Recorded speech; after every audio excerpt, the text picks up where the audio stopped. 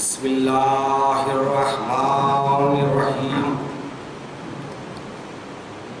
الحمدللہ الذی لا یبلغ مدحتہ القائلون ولا یحصی نعماہ العادون ولا یودی حقہ المجتہدون الذی لا یدرکہ بعد الہمم ولا ینالہ غوث الفتن الذي ليس لصفته حد محدود ولا نعت موجود ولا وقت معدود ولا أجل ممدود فطر الخلائق بقدرته ونشر الرياح برحمته ثم الصلاة والسلام والتحية والإكرام على السيد النبي الأمي العربي الهاشمي القرشي المكي المدني الأبتهي والتهامي السيد البهي والسراج المضيء الكوكب الدري صاحب الوقار والسكينة المدفون بأرض المدينة العبد المعيد ورسول المسدد المصطفى الأمجد والمحمود الأحمد حبیب الہ العالمین وخاتم النبیین وشفیع المذنبین ورحمت للعالمین بالقاسم محمد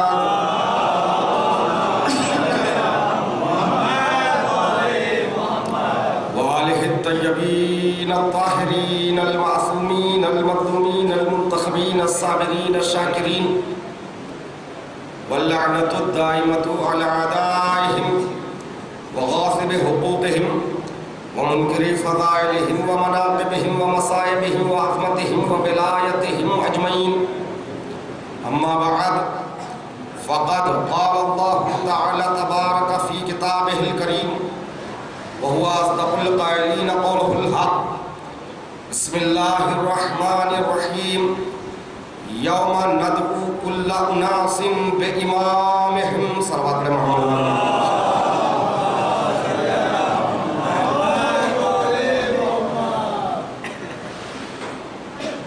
عزیزان محترم،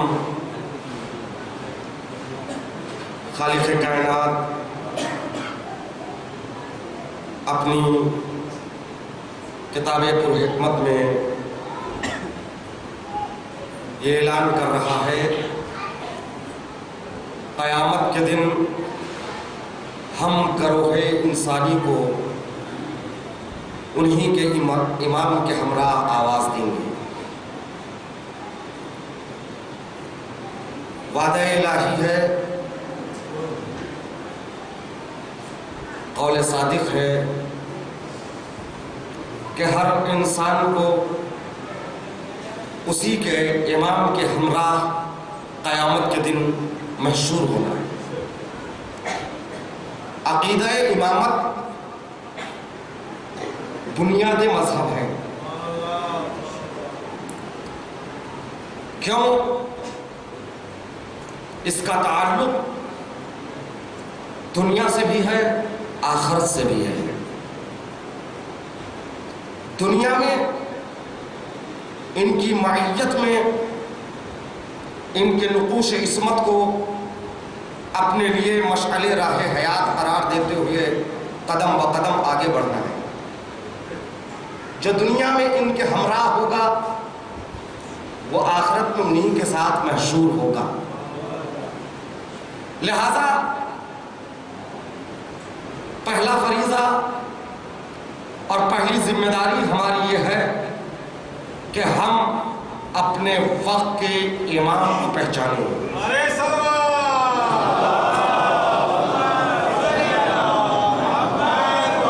مشہور و معروف حدیث ہے، من ماتا ولم یعرف امام زمانہ ماتا میتتاً جاہلیہ۔ جو بھی اپنے زمانے کے امام کو پہچانے بغیر مر جائے اس کی موت جاہلیت کی موت ہے، یعنی کفر کی موت ہے۔ مقصود حدیث یہ ہے امام کو اگر کسی نے نہیں پہچانا تو گویا اس نے خدا کو نہیں پہچانا،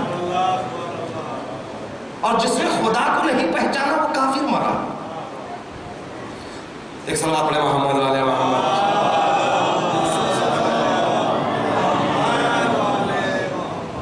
سب سے پہلی ذمہ داری، پہلا وظیفہ ہمارا یہ ہے کہ امام کی معرفت حاصل کریں. گزشتہ 2 تقریریں 2 مجلسیں آپ کے اذہان عالیہ میں محفوظ ہے، گفتگو کو اس سے آگے لے جا رہا ہوں. معرفت امام کے بعد جو مرحلہ ہے وہ اطاعت ہے. معرفت بغیر اطاعت کے ایک مفہوم ہے، ایک ایسا مفہوم ہے، ایسا مقولہ غیر مفہوم ہے، ایک ایسا مقولہ ہے جس کے کوئی معنی نہیں ہے. معرفت اطاعت کے ساتھ ہے. تو عزیزان محترم، اطاعت امام کی بنیاد پر انسان بابصیرت ہو سکتا ہے. اگر بصیرت ہے تو اطاعت ہے. کیوں؟ ہم سورہ حمد میں یہ دعا کرتے ہیں اہدنا الصراط المستقیم. پروردگار ہم کو، یہ کسی ایک فرد بشر کی آرزو اور تمنا نہیں ہے، بلکہ یہ ہر انسان کی تمنا ہے، فطری تمنا ہے. تبھی تو پروردگار عالم نے ہماری فطری تمناؤں کو اپنے لفظوں کے ذریعے سورہ حمد کی آیت کے طور پر قرار دیا ہے. اہدنا، پروردگار ہدایت فرما صراط مستقیم کی طرف، راہ مستقیم پر. کل میں نے عرض کیا ہدایت کے لیے رہنما کی ضرورت ہے، اور رہنما اور امام 2 طرح کے ہیں. یہ ہے یہدونا بامرنا، پروردگار عالم اعلان کر رہا ہے ہم نے امام قرار دیا، وہ ہمارے امر سے ہدایت کرتے ہیں. ایک ائمہ ہے، ائمتاً یدعون الی النار، کچھ ایسے رہنما اور لیڈر ہیں تمہیں دعوت دیتے ہیں جہنم کی طرف. تو ہماری تو تمنا یہ ہے کہ راہ مستقیم پر چلنا ہے. تو راہ مستقیم کا جو رہبر ہے پہلے اسے پہچانو. توجہ چاہتا ہوں میرے سے، وہ کون ہے، یہ کس کا راستہ ہے؟ اسی آیت میں بتا دیا صراط الذین انعمت علیہم، یہ ان کا راستہ ہے جن پر اللہ نے اپنی نعمتوں کو نازل کیا. توجہ چاہتا ہوں، صراط الذین انعمت علیہم غیر المغضوب، اور ان پر اللہ نے کبھی غضب کو نازل نہیں کیا. غضب رضایت کے مقابل میں، کبھی غضب کو نازل نہیں کیا. یعنی وہ ہستیاں ہیں جن سے پروردگار عالم ہمیشہ راضی رہا. یہ وہ ہستیاں ہیں جن کے تعلق سے کہا وَمَا تَشَاءُونَ إِلَّا أَن يَشَاءَ اللَّهُ، یہ کچھ نہیں چاہتے، وہی چاہتے ہیں جو خدا چاہتا ہے. عزیزان محترم، جب ان ہستیوں کو ہم نے پہچان لیا، جان لیا، تو ان کے راستے پر آگے بڑھ رہے ہیں. راستہ کیا ہے؟ راستہ یہی ہے کہ جو کہا اس پر عمل کرنا ہے. امام کو پہچانو اور حقیقی مومن بننا ہے تو بغیر بصیرت کے حقیقی مومن نہیں بن سکتے. اور مومن بصیر بننا ہے تو امام کے ارشادات اور فرمودات کے مطابق اس کے سانچے میں اپنے آپ کو ڈھالو. اگر انسان مومن بننا چاہتا ہے تو پھر وہ دشمن کے وار سے بھی محفوظ رہے گا. المومن ینظر بنور اللہ، مومن نور خدا سے کائنات کو دیکھتا ہے. اگر مومن بننا ہے تو امام سے پوچھو مومن کی کیا علامتیں ہیں، ان علامتوں کو اپنے اندر جگہ دو. امام سجاد علیہ السلام ارشاد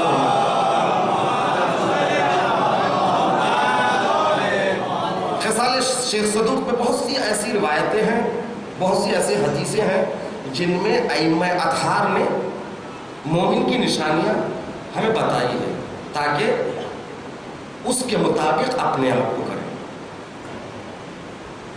یعنی جو انہوں نے کہا وہی مذہب ہے، وہی شریعت ہے. اس شریعت میں، اس شریعت کے سانچے میں اپنے وجود کو ڈھالنا ہے.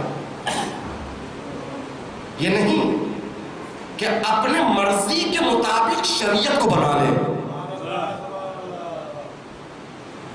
شریعت، امام نے فرمایا مومن کی علامت، علامات المومن خمس.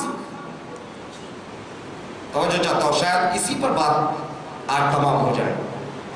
علامات المومن خمس، مومن کی 5 علامتیں. البتہ ایسا نہیں ہے کہ 5 کے علاوہ اور علامتیں نہیں ہیں. یہاں پر 5 خصوصی علامتوں کو امام سجاد علیہ السلام بیان فرما رہے ہیں. جوانوں کے لیے تحفہ ہے یہ حدیث. اس حدیث کو خوب سمجھیں، اس لیے کہ عمل صالح بیکار ہے اگر ایمان نہیں ہے. مومن بننا ہے تو ایمان کی اس حدیث کو پیش نظر رکھے. یعنی حدیث کے آئینے میں اپنے وجود کو دیکھے، میں مومن ہوں کہ نہیں. یہ حدیث 5 علامتوں پر مشتمل ہے. پہلی علامت الورع فی الخلوہ. ایک ایک علامت کی میں توضیح کرنا چاہتا ہوں. پہلی علامت مومن کی ورع. ورع کہتے کسے؟ ایک ہے تقوی، ایک ہے ورع. لوگ سمجھتے ہیں تقوی اور ورع دونوں ایک ہیں. نہیں، تھوڑا فرق ہے. تقوی کسے کہتے ہیں؟ تقوی کے بعد کی منزل ہے ورع. لہذا پہلے تقوی کو سمجھنا ضروری ہے. تقوی کی تعریف کیا ہے؟ راغب اصفہانی نے مفردات القرآن میں تقوی کی تعریف یوں کی ہے: حفظ النفس عما یؤثم. نفس کی حفاظت کرنا ان چیزوں سے جن میں گناہ ہے. یہ تقوی ہے. یہ نفس ہے، اس نفس کو بچانا ہے. کن چیزوں سے بچانا ہے؟ ان چیزوں سے جن میں گناہ ہے. کن کن چیزوں میں گناہ ہے؟ صرف 2 چیزوں میں گناہ ہے، تیسری کوئی چیز نہیں. 2 چیزیں ہیں. اگر نفس کو ہم نے ان 2 چیزوں سے بچا لیا تو صاحب تقوی بن گئے. پہلی چیز، واجبات کو ترک نہ کرے. نفس کو ترک واجبات سے بچا لے. اور دوسری چیز ہے انجام محرمات. حرام کام کرنے سے نفس کو بچا لے. جہاں ہم نے واجبات پر عمل کیا اور محرمات سے پرہیز کیا تو تقوی کی یہ پہلی منزل ہے. اور منازل تقوی، مراتب تقوی جب بلند ہوتے ہیں تو یہی تقوی عصمت کی منزل تک جاتی ہے. عصمت کیا ہے؟ دامن کردار پر ترک اولا کا دھبا بھی نہ ہونا. تو جہاں انسان، پہلی منزل تقوی کی یہی ہے کہ واجبات پر عمل پیرا ہو جائے، حرام چیزوں سے اپنے آپ کو محفوظ کر لے. یہ تقوی کی پہلی سیڑھی ہے. رتبے بڑھتے ہیں تو پھر وہ عصمت کی منزل تک یہی تقوی پہنچتے ہیں. تو عزیزان محترم، تقوی خلوت میں، تنہائی میں. اور ورع کسے کہتے ہیں؟ اگر انسان کو اسی تقوی پر کنٹرول حاصل ہو جائے، ملکہ حاصل ہو جائے، اس ملکے کو کہتے ہیں ورع. توجہ چاہتا ہوں میرے عزیزوں. مثال کے طور پر ایک شوگر کا مریض ہے، ڈاکٹر نے اس سے منع کیا ہے کہ آپ میٹھی چیز نہ کھائیں. تو اسٹارٹ میں وہ کرتا کیا ہے؟ دل تو چاہتا ہے مگر وہ پرہیز کرتا ہے. جسم کو بچانا ہے، حفظ صحت ضروری ہے. دل چاہتا ہے مگر ڈاکٹر نے منع کیا ہے، اس لیے رک جاتا ہے. میٹھا کھانا اسے اچھا لگتا ہے لیکن رک جاتا ہے. لیکن ایک منزل وہ آتی ہے وہ میٹھا چھوڑ دیتا ہے.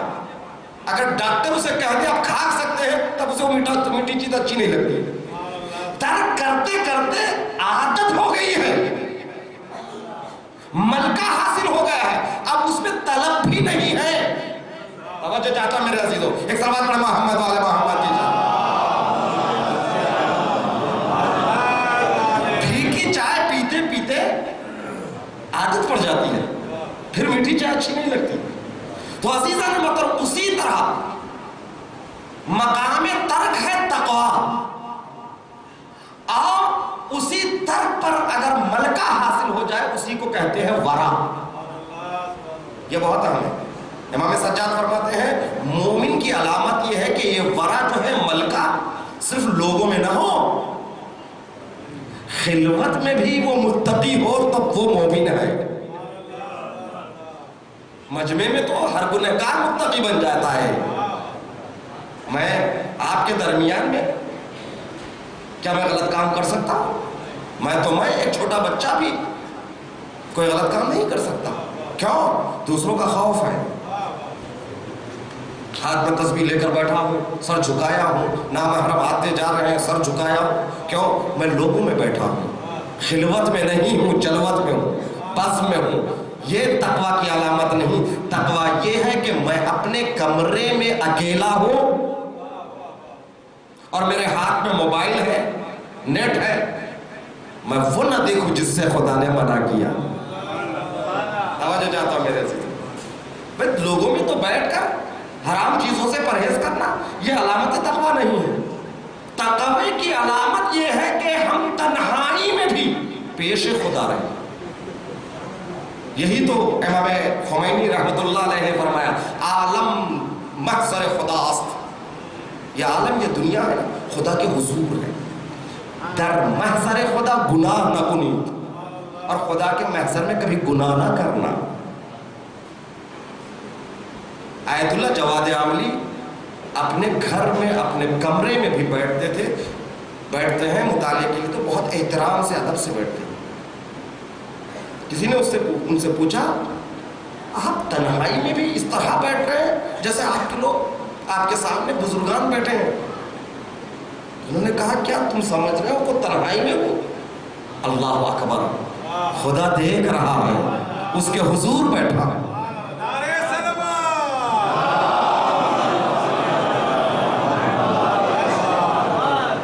تو عزیزان مطلب یہ ملکہ پیدا کرنا ہے. جوانوں سے خواہش یہ ہے کہ اولاد کی تربیت خوف اور ڈر کے ماحول میں نہ کرنا.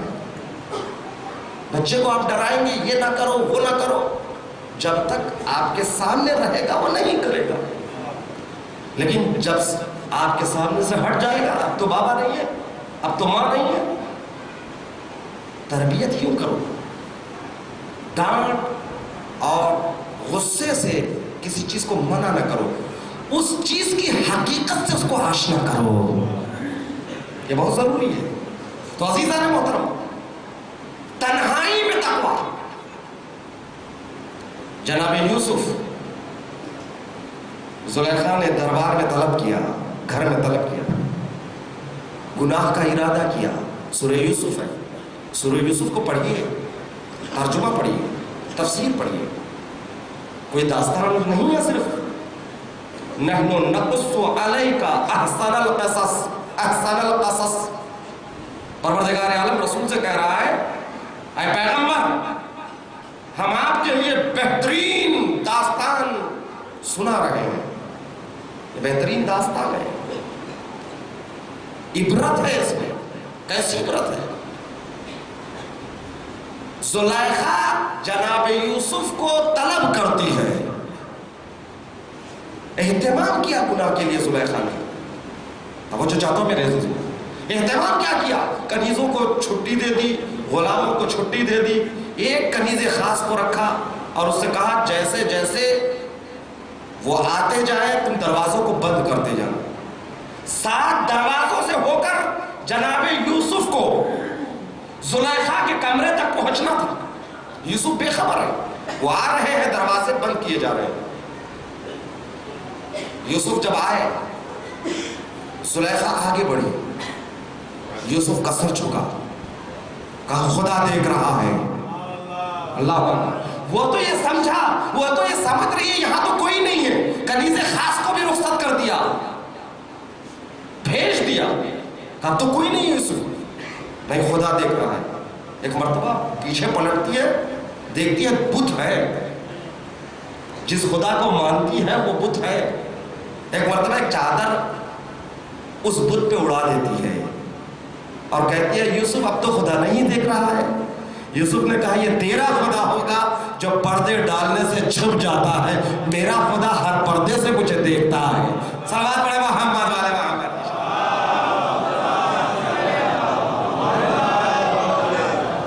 میرا خدا ہر پردے سے مجھے دیکھتا ہے، وہ دیکھ رہا ہے۔ تو عزیزان محترم، اب یہاں پر جناب یوسف کیا کرے؟ یہ جوانوں کے لیے درس ہے، جوان میرے سامنے بیٹھے ہوئے ہیں۔ بس اوقات اکثر جوان یہ کہتے نظر آتے ہیں مولانا کیا کروں، یہ میری مشکل مرحلہ تھا، دوست کی برتھ ڈے پارٹی تھی، مجھے اٹینڈ کرنا تھا، میں گیا، وہاں پر رقص و سرود کا ماحول تھا، میں نکل نہیں سکتا تھا وہاں سے، دوست برا مان جائے گا، میں پھنس گیا لوگوں میں پارٹی میں پھنس گیا، کوئی راستہ نہیں تھا میرے لیے۔ نہیں عزیزان محترم، ارادہ کیجئے ہر گناہ سے باہر آنے کا۔ کیوں؟ یہ جناب یوسف کی داستان ہمارے لیے درس بندگی و زندگی ہے۔ جیسے ہی زلیخا یوسف کی طرف بڑھتی ہے، یوسف تو پھنس گئے تھے، یوسف کے لیے راستے بند ہے، جائے تو یوسف کہاں جائے، کدھر جائے؟ لیکن عزیزان محترم، یوسف وہاں رکے نہیں، بند دروازوں کی طرف گئے، یوسف بند دروازوں کی طرف گئے۔ جیسے جیسے یوسف بند دروازوں کی طرف بڑھتے گئے، دروازے کھلتے گئے۔ عزیزان محترم، یہاں پر ہمارے لیے مقام عبرت اور مقام درس یہی ہے، یوسف نے ہمیں اس داستان سے، اس واقعے سے ہمیں یہ سمجھایا، جب تمہارے لیے راستے بند ہو، دروازے بند ہو، تو کم سے کم گناہ سے محفوظ ہونے کے لیے اس بند دروازوں کی طرف تو جاؤ۔ جو یوسف کا خدا ہے وہی ہمارا بھی خدا ہے، ان کے لیے دروازے کھول سکتا ہے تو ہمارے لیے بھی کھول سکتا ہے۔ صلوات پڑھے محمد۔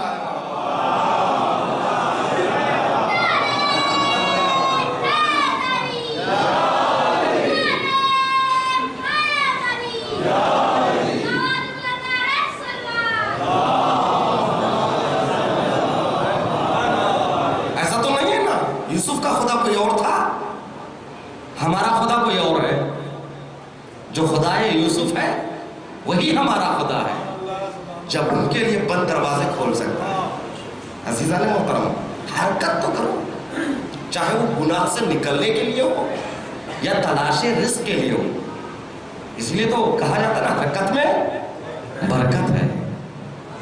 دروازے کھلتے ہیں لیکن تلاش کرنا، جستجو کرنا یہ ہماری ذمہ داری ہے۔ ایسا بندہ جو گناہوں سے نکلتا ہے، پروردگار عالم لمحہ بلمحہ اسے سنبھالتا ہے، متوجہ کرتا ہے۔ اگر آپ سنبھلتے سنبھلتے بھی کہیں ڈگمگاتے ہیں ہمارے پیر، تو وہ ہمیں متوجہ کرتا ہے۔ کمال بصیرت یہی ہے کہ ہم متوجہ ہوں۔ کبھی بچہ بیمار ہو جاتا ہے، کبھی خود بیمار ہو جاتے ہیں، ڈاکٹر کے پاس جاتے ہیں، ڈاکٹر نے کہا بس دعا کرو، دعا کرتے ہیں، کئی دن سے مسجد نہیں گئے، نماز نہیں پڑھی، اب دعا کریں پروردگار تو خالق ہے۔ اب اما یوٹیوب کی تلاوت ہو رہی ہے، واٹس ایپ پر میسج ہے کہ سب لوگ دعا کیجئے میرا بچہ بیمار ہے۔ یہ بیماری کیا ہے؟ متوجہ کر رہا ہے خدا، میں تمہارے بچے کو بیمار کر کے تمہیں اپنی بارگاہ میں بلا رہا ہوں، آؤ متوجہ ہو جاؤ۔ اب جو متوجہ ہو گئے ہو نا، اب جو خدا کو بلا رہے ہو نا، تمہارا بچہ شفایاب ہو جائے گا تو پھر مجھے چھوڑنا نہیں. یہ کبھی کبھی بیماریاں، یہ مصیبتیں مومن کے لیے اس لیے بھی ہے کہ پروردگار متوجہ کر رہا ہے. تمہارے قدم راہ حق پر ڈگمگا رہے ہیں، خدا متوجہ کر رہا ہے. انسان سوچتا ہے، اکثر لوگوں کے ذہن میں سوال آتا ہے کہ وہ گنہگار ہے، حرام کی کمائی ہے، خوش و خرم زندگی ہے، میں ہوں نمازیں بھی پڑھ رہا ہوں، روزے بھی رکھ رہا ہوں، صاحب تقویٰ بھی ہوں، لیکن ہر مصیبت میرے گھر میں ہے. ایسا ہوتا ہے کہ نہیں؟ پردہ ذہن پر یہ سوال ابھرتا ہے کہ نہیں؟ کبھی کبھی بات اس حد تک ہو جاتی ہے. میں نے ایسے انسان کو بھی دیکھا جو آخر میں کہہ رہا تھا خدا ہے. اللہ اکبر. یعنی یہ بھی کوئی انصاف ہے؟ عزیزان محترم، ایمان مضبوط ہو، قلب بابصیرت ہو، تو پھر ایسے مرحلوں سے وہ ایمان سے دور نہیں ہو جاتا بلکہ اور مضبوط ہو جاتا ہے. ہمارے سامنے مولا سجاد کا کردار ہے. کربلا سے شام تک کون سی ایسی مصیبت تھی جو ان پر ٹھائی نہیں گئی، لیکن شاعر نے خود کہا کربلا کے بعد بھی تم سید سجاد ہو. کربلا کے بعد بھی تم سید سجاد ہو.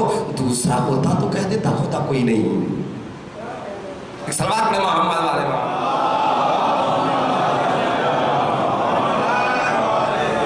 تو اس کی مثال یوں دوں بچوں کو سمجھانے کے لیے کہ کلاس میں ٹیچر اچھے پڑھنے والے بچوں کو نزدیک بٹھاتا ہے، جو ہوم ورک نہیں کرتے، وقت پر نہیں آتے اور اکثر چھٹیاں کرتے، ان کو پیچھے بٹھا دیا جاتا ہے.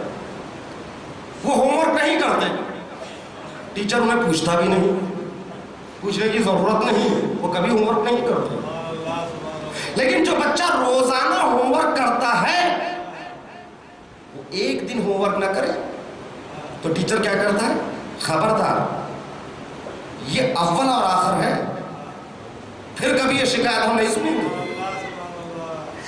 لیکن بچہ ذہن بھی بچپن کا ہے، یہ سوچتا ہے وہ تو فلانی روزانہ بغیر ہوم ورک کے آتا ہے، لیکن ٹیچر اسے کبھی نہیں پوچھتا. ایک دن میں نے ہوم ورک نہیں کیا، ایک دن مشق نہیں کیا اور اتنی ڈانٹ پڑی مجھے. جب بڑا ہوتا ہے تب سمجھتا ہے بچہ. کیوں؟ اس لیے کہ ٹیچر نے اس اسٹوڈنٹ کو اس کے حال پر چھوڑ دیا. توجہ چاہتا ہوں، اس کو اس کے حال پہ چھوڑ دیا، مگر اس کو اس کے حال پہ نہیں چھوڑا. اسی لیے دعا کیجئے خدا ہم کو ہمارے حال پر نہ چھوڑے. صلوات پڑھیں محمد والے محمد.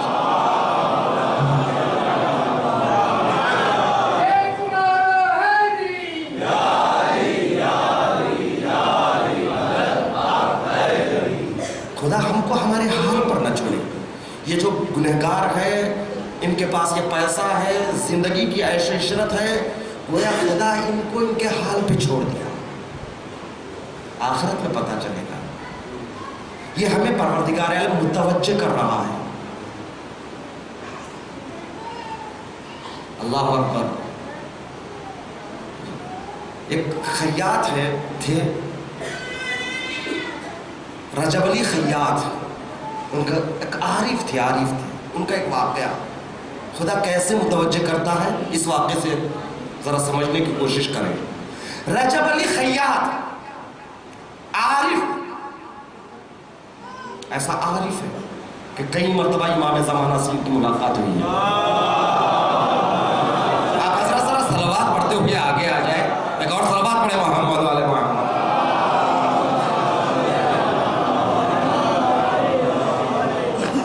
رجب علی خیاط وہ انسان جس نے کبھی گناہ نہیں کیا. گناہ تو گناہ، کار مکروہ انجام نہیں دیا. کار مکروہ انجام نہیں دیا. ایک مرتبہ کہیں جا رہے تھے، دل میں ارادہ کیا ایک کام کرنے کا، یہ کام کروں گا. سوچا یہ تو کام مکروہ عمل ہے. پھر تھوڑی دیر کے بعد اپنے آپ کو سمجھایا یہ تو مکروہ ہے، میں نے اب تک کار مکروہ کو انجام نہیں دیا، آج کیسے کروں. اس کے بعد وہ منصرف ہو گئے اس عمل سے، ارادہ کر لیا کہ مجھے نہیں کرنا. خیال آیا پہلی مرتبہ کار مکروہ کرنے کا. کار مکروہ تو آپ جانتے ہیں، اہل علم تشریف فرما ہے، بچوں کے لیے عرض کر رہا ہوں. کار مکروہ وہ کام ہے جس کے کرنے سے کوئی عذاب نہیں ہے، نہ کرنا بہتر ہے، نہ کرنے پہ ثواب ہے. اگر کوئی کر لے تو کوئی گناہ نہیں کیا، نہ کرے بہتر ہے. چل رہے تھے راستے سے رجب علی خیاط، بھیڑ بکروں کی ایک بھیڑ آ رہی تھی، اس میں سے ایک بھیڑ رجب علی خیاط کی طرف متوجہ ہوا، اپنے سینگوں سے مارنے کی کوشش کی. رجب علی خیاط نے اپنے آپ کو بچا دیا. پھر وہ آگے بڑھ گئے. ہم ہوتے تو کیا سوچتے؟ یہی ہے مومن، کس قدر بابصیر ہوتا ہے مومن. ہم ہوتے تو ایک روزمرہ کا ایک واقعہ سمجھتے، جانور ہے مارنے کی کوشش کی، میں اپنے آپ کو بچا لیا. آگے بڑھ جاتے، کیا سوچتے سمجھتے یا کسی سے نقل کرتے. مگر رجب علی خیاط سوچنے لگے اس جانور نے کیوں ارادہ کیا مجھے اذیت پہنچانے کی. متوجہ ہوئے، ادھر ادھر دیکھنے لگے.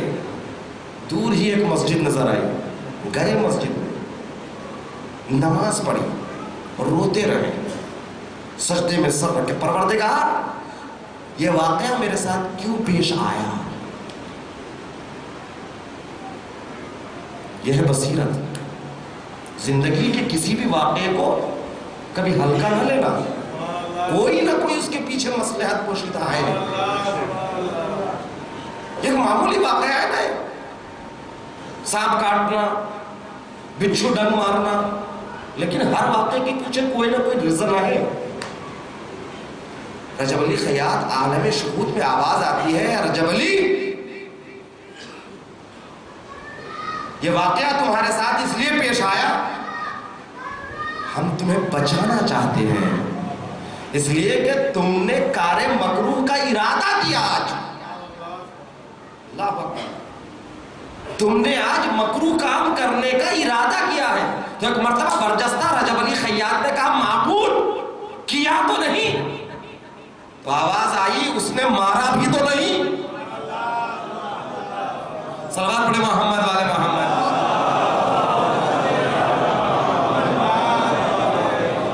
پروردگار عالم اپنے نیک بندوں کو قدم بقدم پر متوجہ کرتا. توجہ چاہتا ہوں، یہ پہلی علامت ہے الورا فی الخلوہ. بہت سی باتیں ہیں اس کے ذیل میں عرض کر سکتا ہوں، یعنی تنہائی میں تقویٰ. اور دوسری علامت ہے الصدقۃ عند القلہ.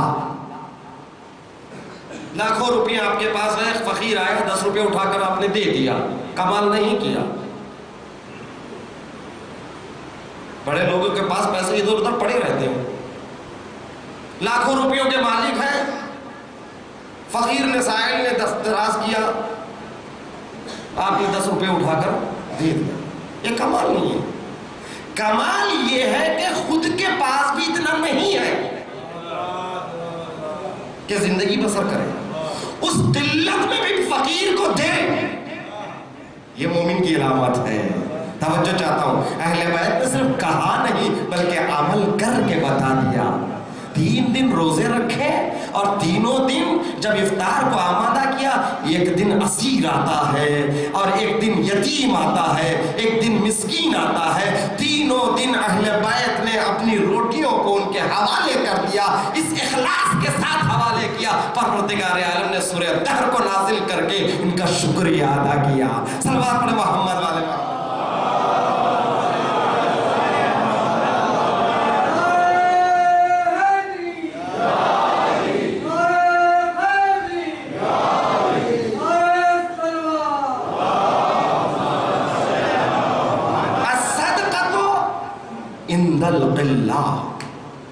ذلت کے باوجود خود کے پاس بھی اتنا نہیں ہے، پھر بھی سائل در خانہ سے خالی ہاتھ نہ لوٹے. یہ دوسری علامت ہے. تیسری علامت توجہ چاہتا ہوں، تیسری علامت الصدق عند الخوف، سچائی سے کام لینا وہاں پر جہاں ہمارے خود اپنے منافع کو خطرہ ہو. عند الخوف سے مراد یہاں پر علماء نے جو توجیہ اور تشریح کی ہے وہ یہی ہے، جب ہمارے مفادات خود خطرے میں ہوں ایسے موقع پر سچائی سے کام لینا، سچ بولنا، حقیقت بولنا. عام حالات میں سچائی سے کام لینا کوئی بڑی بات نہیں ہے. دو آدمی ہیں آپ کے سامنے، وہ لڑ پڑے، یہ کہہ رہا ہے اس نے پہلے مارا، اس کو کہہ رہا اس نے پہلے مارا، میں دیکھ رہا ہوں، دونوں میرے لیے غیر ہیں. بھائی آپ بتائیے آپ یہاں تھے، کس نے پہلے مارا؟ بہت آسانی سے میں سچ بول دوں گا اس نے پہلے مارا. میرے منافع خطرے میں نہیں ہے نا. توجہ چاہتا ہوں میرے سے، میرے منافع میرے مفادات خطرے میں نہیں ہے، سچ بولوں گا. یہ مومن کی علامت نہیں. مومن کی علامت یہ ہے کہ میرے اپنے مفادات خطرے میں ہو. مجھے یہ پتا ہے اگر میں ممبر سے حق بیانی سے کام لوں گا تو آئندہ سال مجھے بلایا نہیں جائے گا.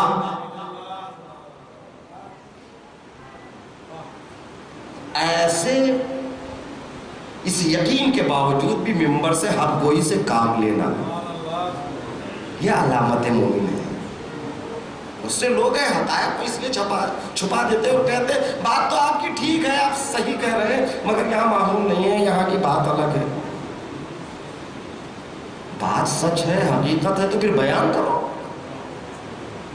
بیان اس لیے نہیں کیا جاتا، وہ بڑے آدمی ہیں، کہہ دوں گا تو بلائیں گے نہیں، بیٹے کا نکاح مجھ سے نہیں پڑھائیں گے، گھر کی مجلسیں مجھ سے نہیں پڑھائیں گے، اس لیے میں نہیں بول رہا ہوں. تو عزیزان مطلب اس کا مطلب یہ کہ اتنے بے بصیر بن گئے ہو، اس ko رازق نہیں اس کو رازق مان رہے ہو.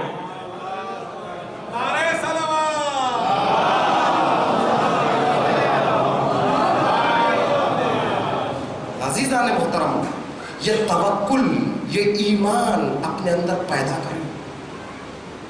جہاں انسان میں ایمان آ جائے، اس کے روح و جان میں ایمان نفوذ کر جائے، آپ حق بیانی سے کام لیجئے چاہے مفادات خطرے میں ہو. پروردگار عالم رازق. کتنے ایسے لوگ ہیں حق بیانی پر ان کو بین کر دیا گیا، کیا ان کا رزق رکا؟ جو بین کیے ہیں وہ خود ہاتھ مل رہے ہیں کہ ہم نے خود ان کو مشہور کر دیا، ہم نے خود ان کو مشہور کر دیا. تو عزیزان میں حقائق بیان کرنے میں کہیں چوکنا نہیں، اسی لیے کہ الصدق عند الخوف، جب ہمارے منافع خود خطرے میں ہو وہاں پر بھی سچائی سے کام لینا. مباہلہ کا میدان گواہ ہے. داستان مباہلہ آپ مجھ سے بہتر جانتے ہیں، جہاں پر عیسائی اللہ عیسیٰ کو خدا کا بیٹا مانتے ہیں. کیا وہ خدا کے بیٹا ہے؟ دلیل کیا ہے؟ بغیر باپ کے پیدا ہوئے. جناب عیسیٰ کا کوئی باپ نہیں ہے، مریم ماں ہے، بغیر باپ کی اولاد ہے، لہذا ان کا باپ خدا ہے. رسول اسلام نے دلیل دی، اگر یہی دلیل ہے تو آدم ان سے بہتر اولاد ہونی چاہیے، ان کے نہ باپ ہے نہ ماں ہے.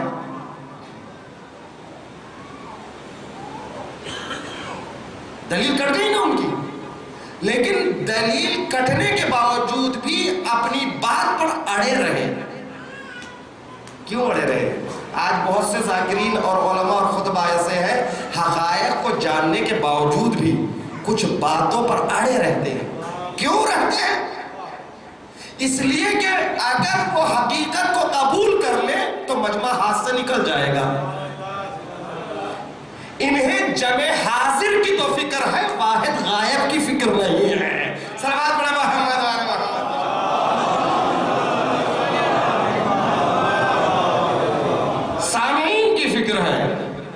समीउन अलीम, उस समी की फिक्र नहीं है। तो अज़ीज़ान मोहतरम, उन्होंने कट हुज्जती की। कट हुज्जती का कोई जवाब नहीं होता। बाज़ वक्त उलमा बाज़ जाहिलों की बात को आगे निकल जाते हैं। जाहिल समझता है कि खामोश हो गए, इनके पास जवाब नहीं था। मैंने उनसे पूछा, उन्होंने जवाब दिया, फिर मैंने ये कहा उनके पास जवाब नहीं था। जहालत का कोई जवाब नहीं होता, कटहुज्जती का कोई जवाब नहीं होता। रसूल भी खामोश हो गए, क्योंकि जब दलील दे दी, सामने वाला मानने के लिए तैयार नहीं। मैं ये कह रहा हूं रात है, क्योंकि अंधेरा है पूरी दुनिया में। वो कह रहा नहीं मैं दिन ही मानूंगा। अब मैं क्या दलील दूं उसको? पहुंच जाता हूं। परवरदिगार आलम ने कहा ऐसी बात नहीं बनेगी, अब मुबाहला होगा। मुबाहला कहते से पहल से है। पहल कहते हैं छोड़ने को, मामला खुदा के सुपुर्द कर देना। इसीलिए वो ऊँटनी का बच्चा जो माँ के दूध को छोड़ देता है, उसको अरबी में इब्ले बागिल कहते हैं।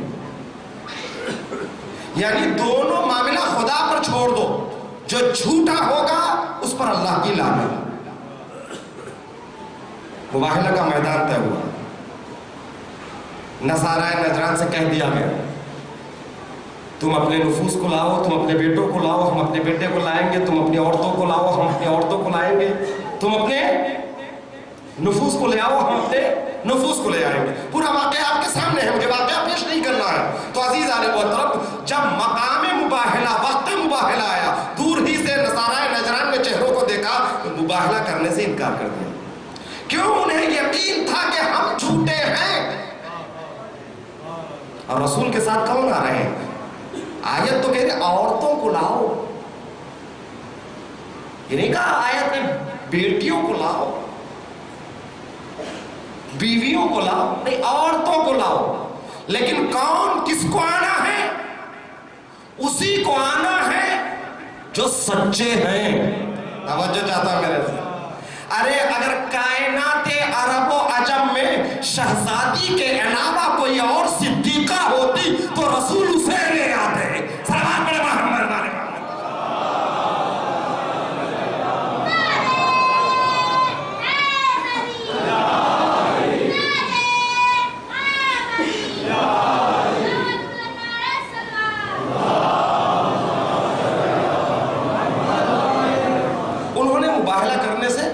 इनकार कर दिया। क्यों इनकार किया? क्योंकि जानते थे हम अपने दावे में झूठे। वापस जाने लगे तो एक ने उनसे पूछा कि ये बताओ वो सच्चे थे? हाँ सच्चे हैं। अगर वो सच्चे हैं तो हम उनकी बात को क्यों ना मान लें? एक मर्तबा आलिम नजरान ने गौर से देखा। मानने का मतलब जानते हो क्या है? वो क्या है? अगर ईसा को अल्लाह का बंदा मान ले तो मजहब ईसाइयत ही खत्म, मुसलमान होना पड़ेगा।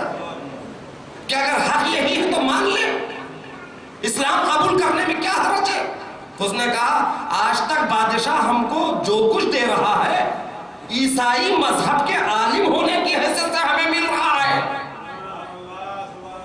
अगर हम इस मुद्दा पर अगर हकीकत को कबूल कर लेंगे तो आम से मुसलमान बन जाएंगे, आलिम मजहब ईसाई नहीं रहेंगे।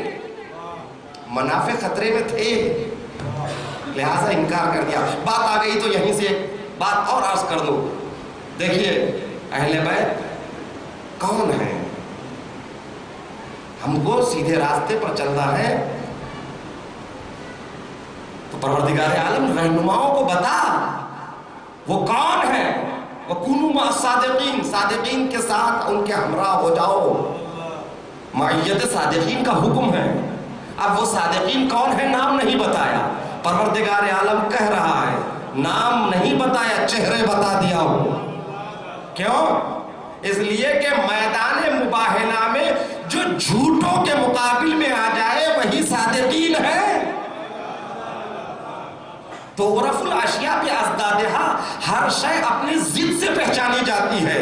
जब तक अंधेरा ना हो उजाले समझ में नहीं आएंगे, पस्तियां न हो बुलंदियां समझ में नहीं आएंगी, काले न हो गोरे समझ में नहीं आएंगे। तो औरफुल अशिया भी अज़दादहा, अगर सर्दियां न हो तो गर्मियां समझ में नहीं आ सकती। हर शय अपने जिद से पहचानी जाती है। सादिकीन को समझना है तो सादिकीन के मुकाबिल में जो है वो काज़िबीन है। काज़िबीन कौन है? जिन्हें यकीन हो गया है अगर हम मुबाहिला करेंगे तो ये लानत हम पर पड़ेगी। काज़िबीन को पहचान लो, जो मुबाहिला छोड़कर जा रहे हैं वो काज़िबीन है। जो इन काज़िबीन के मुकाबिल में रसूल के हमरा आए वो सादिकीन है।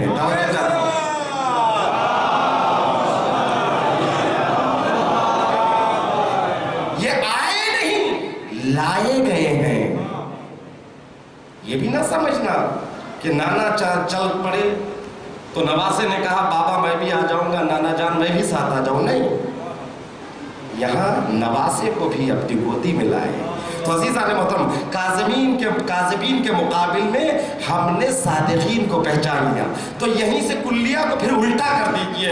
अब जो भी इनके मुकाबिल में आते जाएंगे वो तारीख के सच्चे होंगे मगर कुरान की नजर में झूठे हैं। सलावत पढ़े मोहम्मद आले मोहम्मद।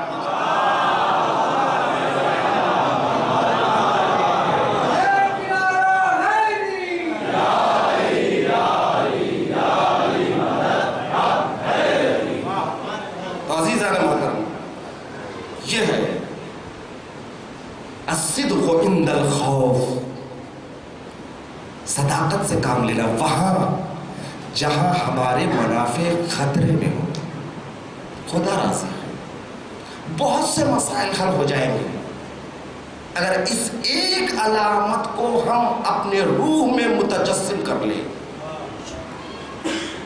बहुत सी हम वही से पूछे हट रहे, मजमा क्या सुनना पसंद करेगा, क्या सुनना पसंद नहीं करेगा, मजमे का मिजाज क्या है, क्या कहने से खुश होंगे। ये क्यों? इसलिए कि हर इंसान अपने मुनाफे को खतरे में महसूस कर रहा है। अल खौफ अस्सिद्क़ु इंदल खौफ। और चौथी अलामत है वल हिल्म इंदल गज़ब। हिल्म बुर्दबारी, अपने को गज़ब से बचाना। किस वक्त? गज़ब के मौके पर। अगर इंसान गुस्से के आलम में और फौल पक जाता है बाद में खुद पछताता है। मगर अज़ीज़ान मुहतरम, आलम गैज़ व गज़ब में भी अपने आप को कंट्रोल में रखें, ये मोमिन की अलामत है। और पांचवी चीज है वस्सब्र इंदल मुसीबा। याद रखिए, सब्र मुसीबत के मौके पर। सब्र किसे कहते हैं? सब्र से मुराद खामोश बैठ जाना, चुप हो जाना नहीं। सब्र अफजल जिहाद है। सब्र अफजल जिहाद है। सब्र अफजल इबादत है। सिर्फ चुप हो जाना, खामोश हो जाना, ये क्या अफजल इबादत हो सकता है? तो सब्र क्या है? हम लोग मानाए सब्र को नहीं समझते हैं, लफ्ज़ सब्र को इस्तेमाल करते हैं और निस्बत इमाम की तरफ भी दे जाते हैं। कोई हक पसंद अगर बातिल के मुकाबिल में खड़े हो जाता है तो सब्र करो, सब्र करो। इमाम ने भी सब्र किया। बैठ जाना हालात से डर कर, ये सब्र नहीं है, इसकी कोई फजीलत नहीं है, ये बुज़दिली है और इसकी कोई फजीलत नहीं है इस्लाम में। सब्र क्या है? सब्र क्या है? सब्र बैठ जाना नहीं, सब्र खामोश हो जाना नहीं, यानी मुश्किल हालात में मुसीबतों से टकराते हुए हक के राह पर आगे बढ़ना। ये सब्र, मुसीबतों से खतरों से खेलते हुए आगे बढ़ना। یہ صبر سجاد جو مشہور ہے وہ اس لیے ہر مصیبت کو سید سجاد نے برداشت کیا، مگر کہیں یہ نہیں کہا میں تھک گیا ہوں، میں تیار ہوں یزید کے ہاتھوں پر بیعت کرنے کے لیے۔ کیا کہا امام سجاد نے؟ میں ماں بہنوں کو بلوائے عام میں کھلے سر نہیں دیکھ سکتا۔ بابا نے نہیں کی بیعت، میں کرنے کے لیے تیار ہوں، نہیں، ہر مصیبت کو برداشت کیا، مگر جو انکار حسین کا تھا وہی انکار امام سجاد کا رہا۔ حالات سے مقابلہ کرتے ہوئے حق پر ثابت قدم رکھنے کو کہتے ہیں صبر۔ صبر کی یہ تعریف ہے۔ اللہ اکبر، سید سجاد نے کیسا صبر کا، کیسے صبر کے جوہر دکھائے۔ اللہ، سید سجاد ہمیشہ مدینے میں مرثیہ پڑھتے رہے، الشام الشام الشام، ہائے بازار شام، ہائے دربار شام، ہائے زندان شام، ہاں آزاداران حسین، اربعین قریب ہے۔ قافلے کربلا تک پہنچ رہے ہیں، آنکھوں میں آنسو لے کر دعا کیجئے، پروردگار اربعین کے موقع پر سال آئندہ ہمیں بھی معرفت کے ساتھ زیارت حسین ابن علی نصیب فرمائے۔ فیس بک پر، واٹس ایپ پر جانے والوں کی دوستوں کی تصویریں دیکھتا ہوں تو آنکھوں سے آنسو نکل پڑتے ہیں۔ ہر دوسری تصویر کربلا پہنچے ہوئے زائر کی۔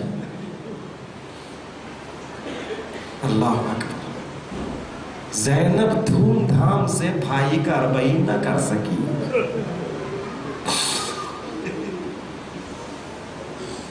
مگر آج حسین کے عزادار کربلا کے میدان میں حسین کا چہلم منانے کے لیے جمع ہوئے۔ یہ تاریخ کا معجزہ ہے، دنیا کی سب سے چھوٹی قوم اور دنیا کا سب سے بڑا اجتماع کربلا میں لگاتی ہے۔ قوم تعداد کے لحاظ سے بہت چھوٹی ہے، لیکن جو مجمع کربلا میں ہے کوئی گن نہیں سکتا۔ ہاں زیادہ انقلاب آیا ہے۔ اربعین میں چہلم کے موقع پر زینت جو ہوتی ہے وہ بیٹیاں ہوتی ہے، مگر حسین کی بیٹی شام سے لوٹ کر کربلا نہ آ سکتی، اس لیے کچھ لوگ شام جاتے ہیں زینب کو پرسا دینے کے لیے۔ زینب کے دل کی تمنا تھی جس کو شاعر نے اپنے لفظوں میں یوں ڈھالا، چہلم کروں گی دھوم سے میں کربلائی کا، چہلم کروں گی دھوم سے میں کربلائی کا، مگر احساس یہ ہے پرسا بیا کوئی نہیں زہرا کی جائے گا، کوئی زینب کو پرسا دینے والا نہیں ہے۔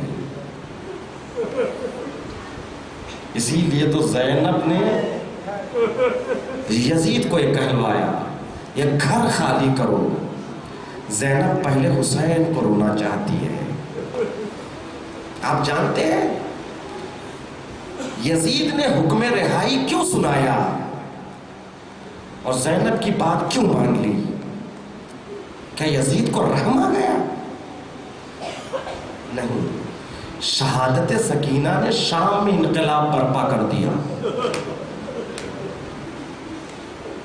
اس سکینہ کی شہادت کا اثر تھا، شام میں انقلاب آ گیا۔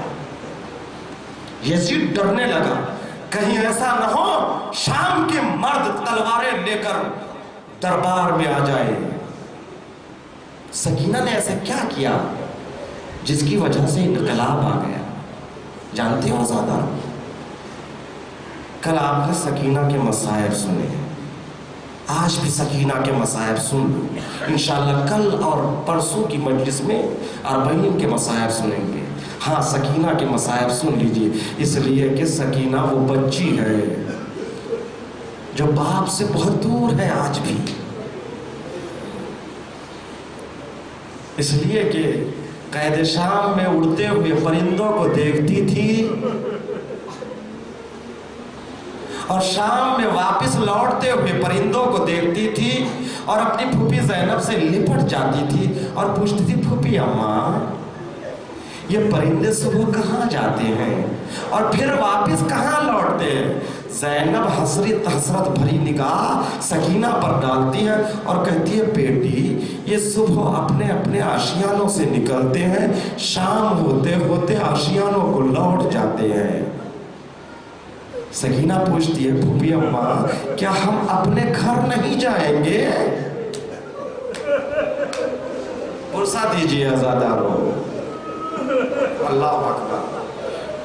بڑی تمنا تھی سکینہ کو وطن واپس جانے کی. ہاں یہ وہ ایام ہے، قافلہ شام سے چھٹ کر کربلا جا رہا ہے، کربلا سے مدینہ جائے گا، مگر سکینہ ہمراہ نہیں. جسے وطن جانے کی تمنا تھی وہ قید شام میں سو رہی ہے. زینب نے زنان شام سے خطاب کر کے کہا اے زنان شام تمہاری بھی چھوٹی چھوٹی بچیاں ہوگی. ہاں ہماری ایک بیٹی اسی اندھیرے قید خانے میں سو رہی ہے.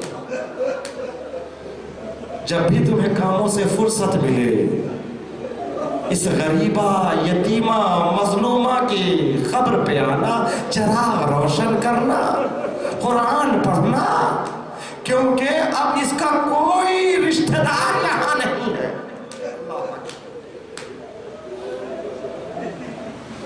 سکینہ عجب انقلاب سکینہ نے برپا کیا شام میں.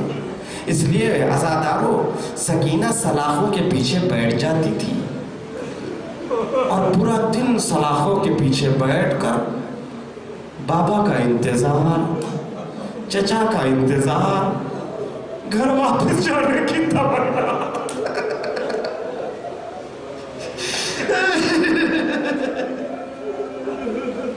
صاحبان اولاد تشریف فرما ہے. میری ماں بہنیں میں تک میری آواز پہنچ رہی ہے. اللہ اکبر. چھوٹے چھوٹے بچے ہیں. جب باپ گھر دیر سے آتا ہے تو بیٹی بہت شدت سے باپ کا انتظار کرتی ہے. ہائے سکینہ سلاخوں کے پیچھے بیٹھی ہوئی ایک ہی تمنا ہے، وطن جانا ہے، بابا سے ملنا ہے. عزادارو اڑتے ہوئے پرندوں کو دیکھ رہی ہے، واپس لوٹتے ہوئے پرندوں کو دیکھ رہی ہے. ہاں عزادارو جب سلاخوں کے پیچھے سکینہ بیٹھ جاتی تھی شام کے چھوٹے چھوٹے بچیاں، چھوٹی چھوٹی بچیاں سلاخوں کے باہر آتی ہے اور پوچھتی ہے بچی تیرا کرتا پھٹا کیوں ہے؟ تیرے گال سرخ کیوں ہیں؟ یہ تماچوں کے نشان کیسے؟ یہ بالیاں کس نے اتار لی؟ یہ خون کے نشان کیسے؟ پرسا دیجیے عزادارو تن جملے اور مجلس کو تمام کرو. سکینہ اللہ اکبر. سکینہ چھوٹے چھوٹے بچوں کو بٹھا کر کہتی ہے سننا چاہتے ہو داستان غم تو سنو. ہم یثرب کے رہنے والے ہیں، رسول کے نواسے حسین کے اولاد ہیں. ہم کو یزید نے کربلا بلایا، 3 دن کی بھوک اور پیاس، عصر عاشور تک جنگ چلی. میرا ایک 18 برس کا بھائی تھا جس کا نام علی اکبر تھا.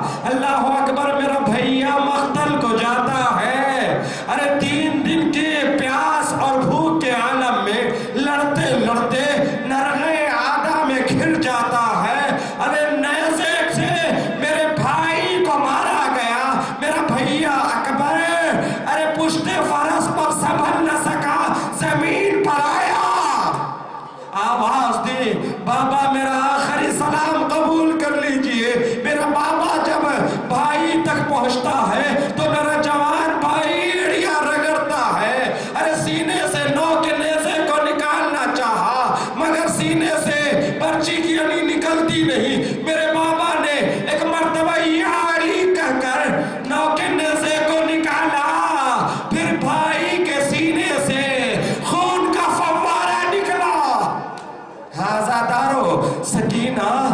زندان شام کی سلاخوں کے پیچھے بیٹھ کر داستان غم سنا رہی ہے۔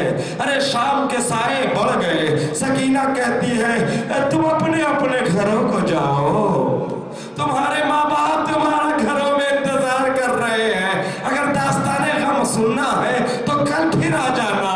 عزادارو، کوئی سکینہ کے دل سے پوچھو، چھوٹے چھوٹے بچے اپنے اپنے گھروں کو لوٹ رہے ہیں، مگر سکینہ اسی زندان کے اندھیروں میں، اسی سلاخوں کے پیچھے بیٹھ کر سوچ رہی ہے۔ ہاں عزادارو، دوسرا دن آتا ہے، پھر چھوٹے چھوٹے بچے آتے ہیں، ارے اس سلاخوں کے باہر بیٹھ جاتے ہیں، بچی داستان غم سناؤ، تم پر کیسی کیسی مصیبتیں گزری۔ اب سکینہ کہتی ہے میرا ایک اور بھائی تھا، 6 مہینے کا بھائی، علی اصغر نام تھا، ارے 3 دن سے بھوکا پیاسا تڑپ رہا تھا، میرے بابا نے یہ کہہ کے اس کو مقتل میں لے آئے، شاید کوئی نہ کوئی صاحب اولاد ہوگا۔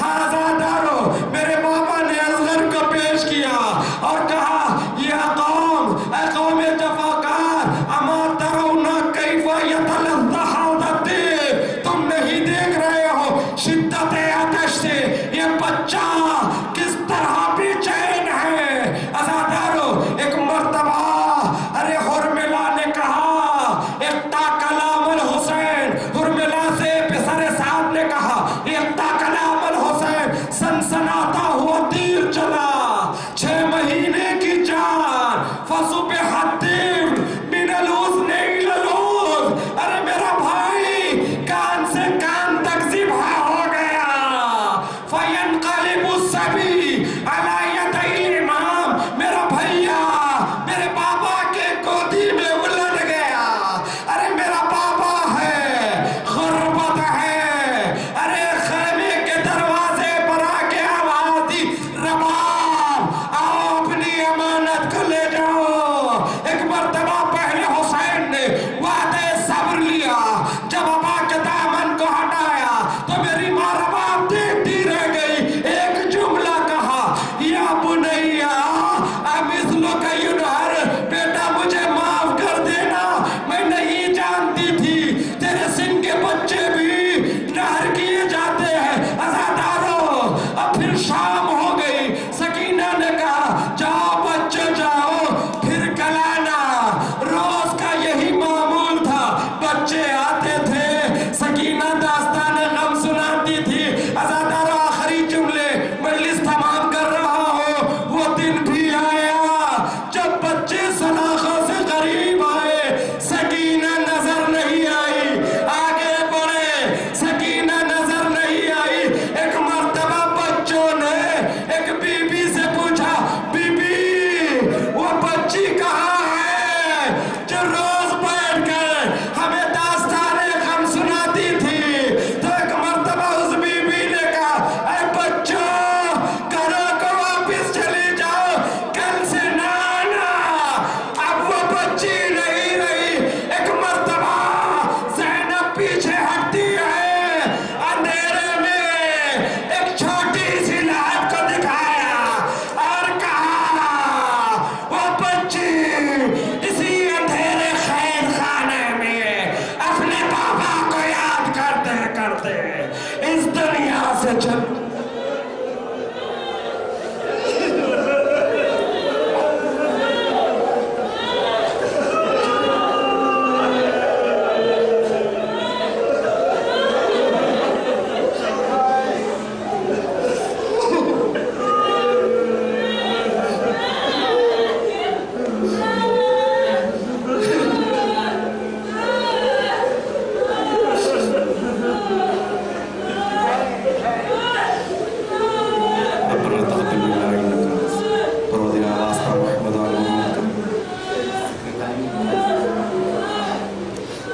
جہاں جہاں شیعہ حیدر کرار آباد ہیں، ان کی جان مال عزت آبرو ناموس کی حفاظت فرما۔